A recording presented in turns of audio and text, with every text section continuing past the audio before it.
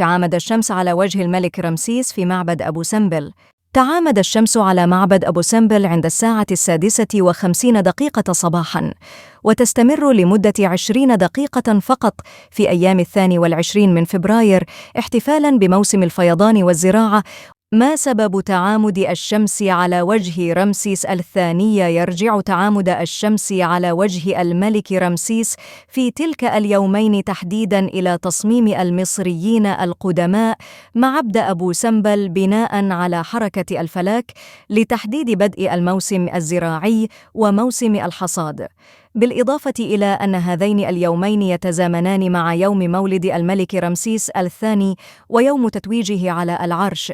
تعامد الشمس على وجه رمسيس، والجدير بالذكر أن ظاهرة تعامد الشمس من الظواهر الفريدة التي بلغ عمر حدوثها نحو 33 قرناً من الزمان، حيث تبرز قدرة المصريين في التقدم العلمي في مجالات الفلك والنحت والهندسة.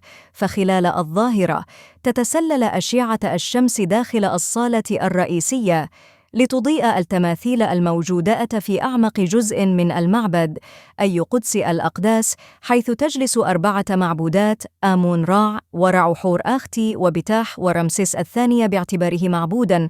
ويعد معبد أبو سمبل بمحافظة أسوان واحد من أشهر المعابد الأثرية الموجودة في مصر بسبب ارتباطه بظاهرة تعامد الشمس على وجه تمثال الفرعون رمسيس الثاني مرتين كل عام.